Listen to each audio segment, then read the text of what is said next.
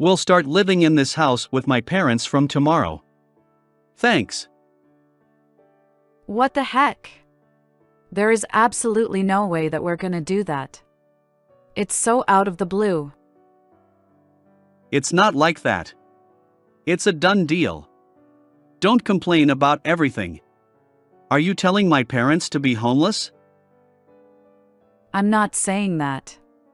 Also, our family budget has become tightened due to my husband's spending habits, which were worse than I had imagined.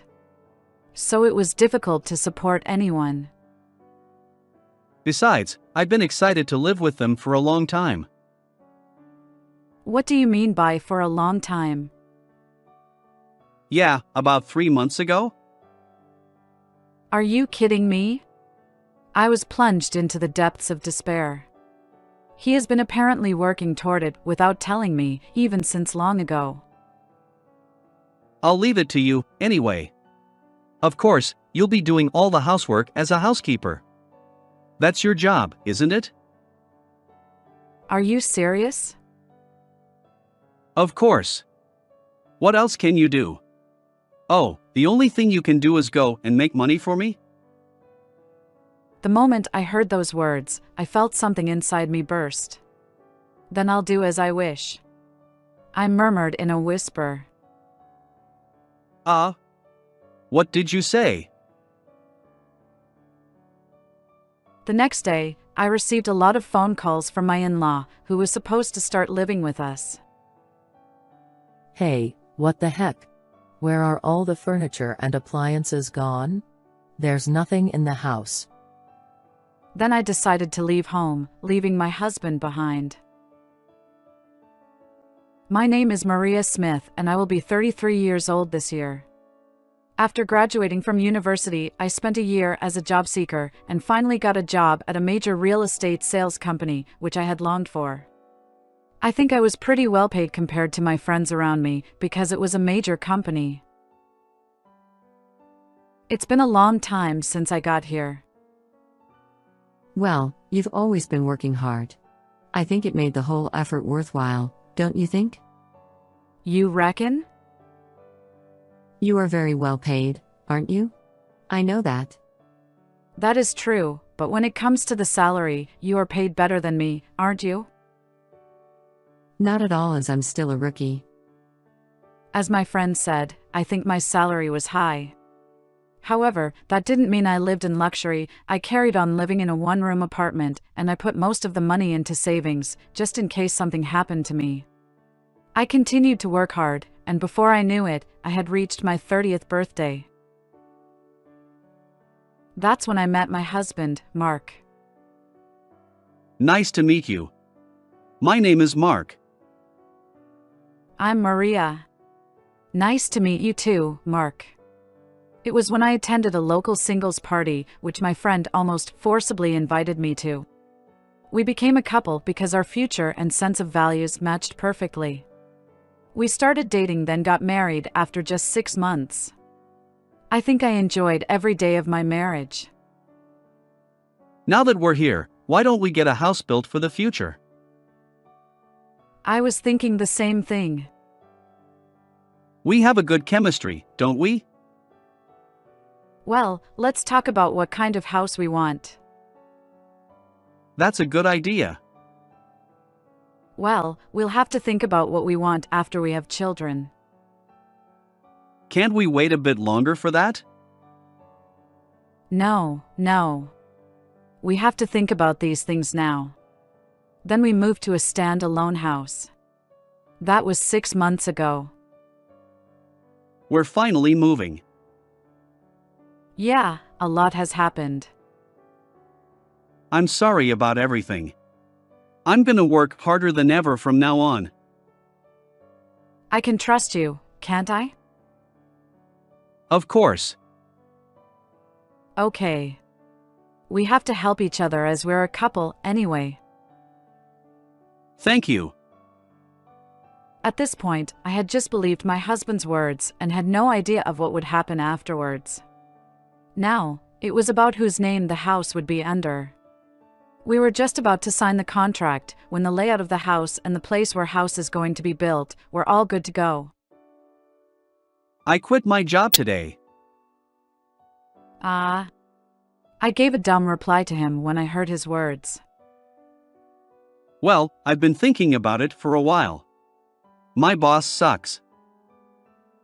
You were telling me that before.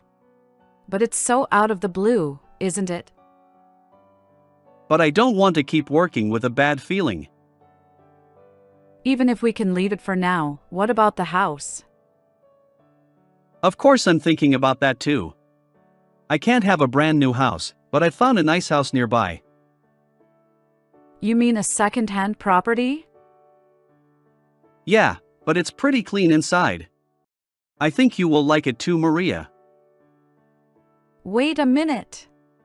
Have you looked at it already? Yeah, before I came home today. Oh, you did.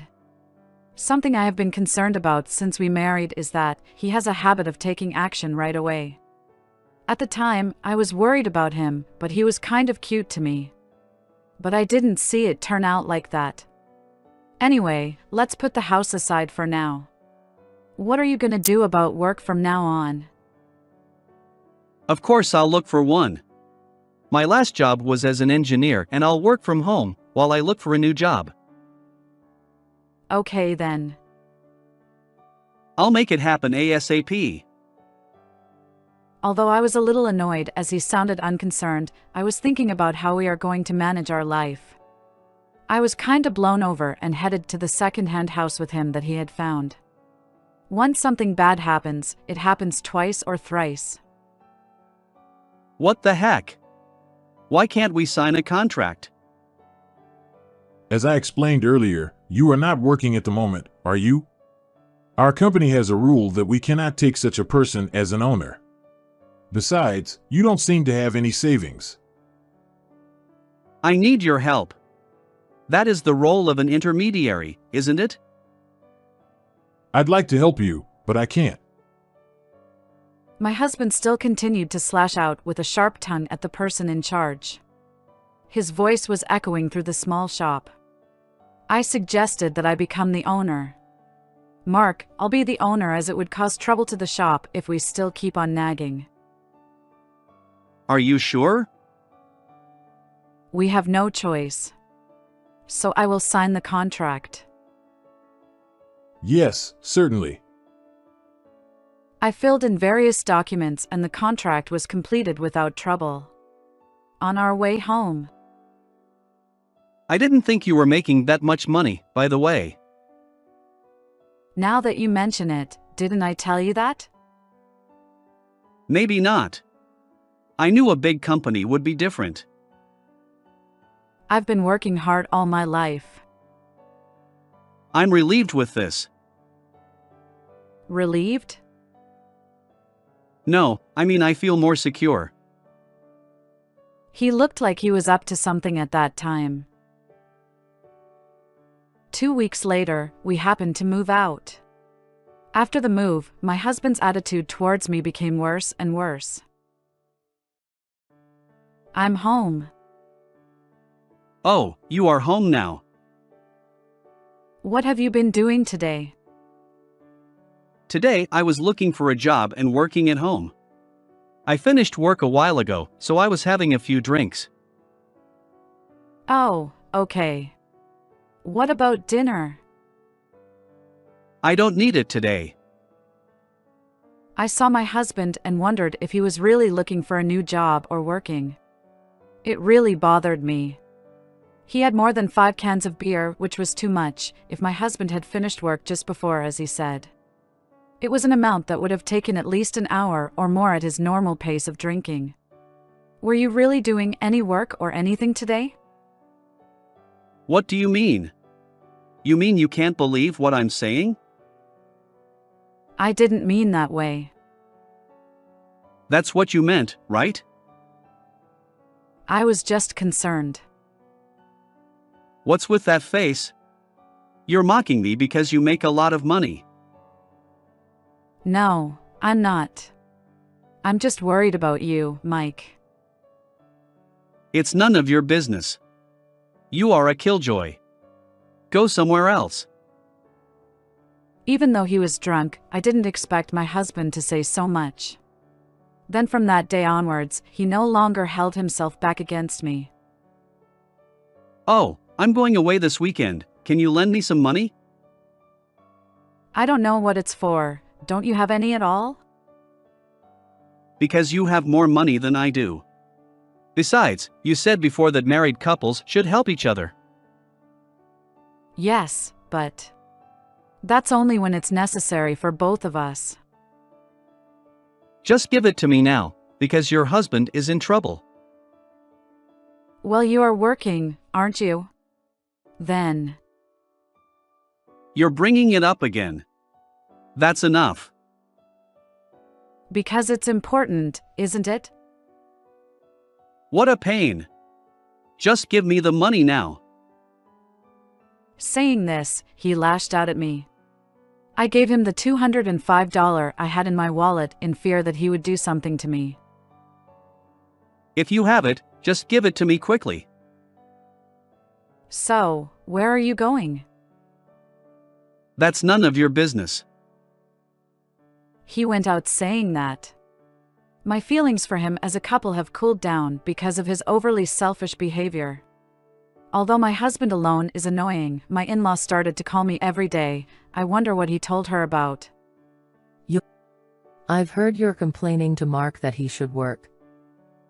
That's because he... What? Are you trying to make excuses? I'm not. I just...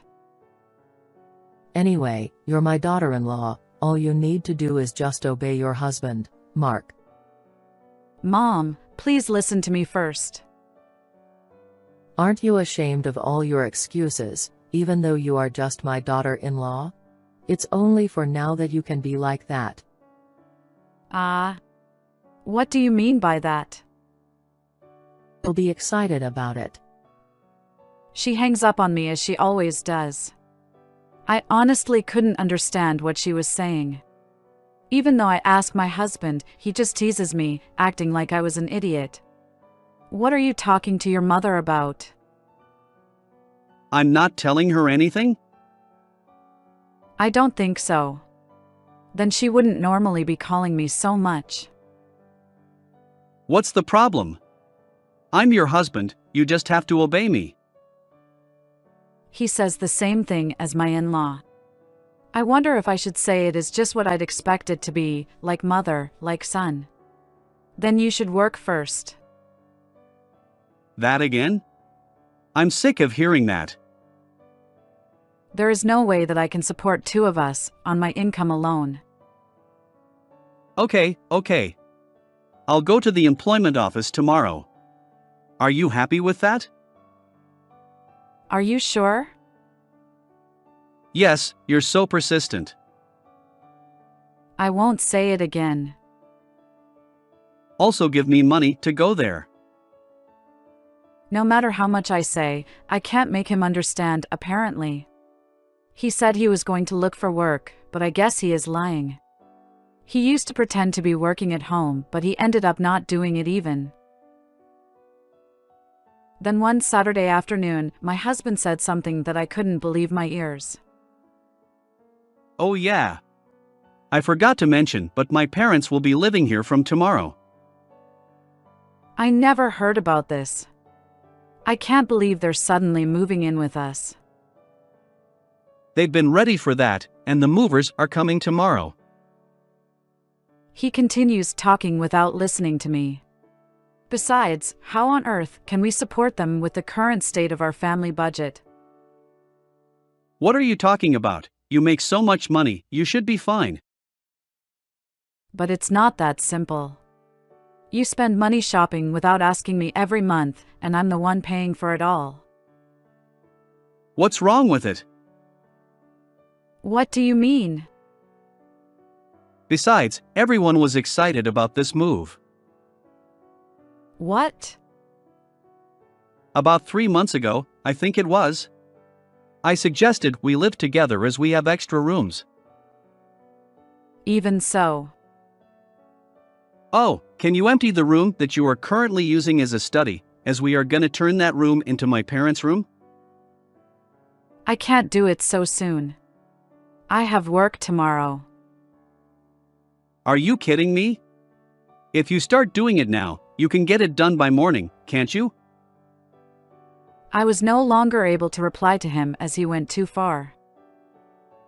Oh. Also, when they come, I'll need you to do the housework. They're now old. You can't make them do that, can you? So take care of them, thanks. Then I felt something that had been piling up inside me burst. If you're going to go that far, I have an idea. I muttered in a small voice that he could barely hear. Then I'll organize the whole house, not just the study, so why don't you go back to your parents' house? That's far away, maybe I should ask my friends to go and get some drinks till morning. Then, here you go. Oh, you're smart today. If we're going to live together, I have to be more responsible too. Then I'll leave it to you. I saw him off as he left excitedly, and probably he had absolutely no idea what would happen afterwards. Oh, hello. Could you do me a favor? I contacted someone. It was Eva, a friend from university who now works as a competent lawyer. It's very unusual for you to contact me, Maria. Actually, there's something I wanted to discuss with you. I told her everything that had happened so far. It's terrible. So I was wondering if you could help me with that? If it's like that, leave it to me. I'll be supposed to charge you a commission. But you're my friend, so I will do that for you this time for free. Thank you. But you're gonna be busy now. After that, I took Eva's advice and decided to sell all the furniture and appliances in the house. When I first moved into this house, I got rid of all the old stuff, replaced them with new ones. All with my own money, of course. How are you getting on? Is everything going well? Yeah. Now I just need to pack my own stuff. I'm thinking of selling everything except the bare essentials, as I think it's a good time to do it. It's certainly better to keep them minimal. Also, don't forget the divorce papers. I can help you with that. I'm glad I asked you, Eva. So have you decided where to go? I'm thinking of going back to my parents' house, but it's far away. Then do you want to come to my house for a couple of days? But you're married too, aren't you? Don't worry. It's okay. So come to my house afterwards. Then I ended up staying at her house for a while. I wondered what my husband and his parents would think when they saw how clean the house had become at once. Just thinking about it made me a little excited. The next day, as I had imagined, I received a large number of incoming calls from my husband and in-law. I thought it would be annoying to receive any more calls, so I answered the phone. What's going on here? Oh. It's been a while, Mom. It sounds like you are in a panic. Don't play dumb. I came to your house and there's nothing left inside. Well, I sold everything. What the heck are you thinking? Just come over here right now. I'm afraid I can't. Then I could hear my husband shouting over the phone. He seems to be saying he'll talk to me if needed. Hey. What have you done to me? I did nothing special. What? Nothing special? Most of the things in that house were bought with my money in the first place. Did you forget that? Even so. And I'm divorcing you. The divorce papers will be sent to you through my lawyer, I think. Wait a minute. How did you come across that? Can't you even understand something so obvious? I suppose you would understand if you think about all the things you've done to me so far? Then what about our lives? My parents are now on pensions. Don't they know you're unemployed? Well, that's. He was clearly upset. How could he even think of living together when he was hiding the fact that he wasn't working? He probably proposed living together because he was relying on my money. Can you get your mother to speak to me? How come?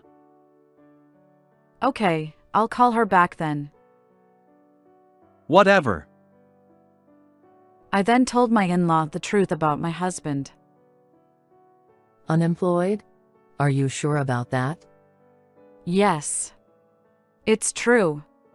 Since we moved into that house, he was living on my money. You can ask him later if you want. Hey, Mark, is it true that you are unemployed? When she asked that, I heard my husband get flustered. Then she raised her voice and sounded like lashed out at him again. Then I didn't want to listen to the crap like a squabble between mother and son. Can you guys have a squabble when you get home? You shut up for a minute. We're talking about something important. We're having an important talk too. If you don't listen now, I think you'll regret it. What's that about? Before that, can I get you to put me on speaker? I want Mike to hear it too. Okay. Then what? Now I'm going to finish them off. Well, that house is going to be put on the market soon, so please go back to your own house. You've got to be kidding, I don't get it. The house is under my name and I paid for everything. So it's up to me what I do with it, isn't it? Hey, don't mess around. You did that without telling me. Without telling? That's my line. You've been doing whatever you wanted without working. I was. So, you need to get out of that house and go somewhere else or you'll make trouble for the neighbors. Fine. So I should apologize, right? Well, just saying that already makes it impossible between us. So, don't ever contact me again. Oh, and one last thing. Serves you right. Hey, hey. I ignored my husband, who was about to say something, and hung up the phone. I then immediately blocked incoming calls from him and deleted his contact details. After I hung up the phone, I reported to Eva what happened for the day and asked her to arrange for a successful divorce. Thank you, Eva. It will give me comfort to sleep. It's good then. It was worth helping you for free. I really appreciate it. So, let me treat your whole family next time. Don't worry about it. No, you've done so much for me, let me at least do this. Thank you, Maria. They'll love it.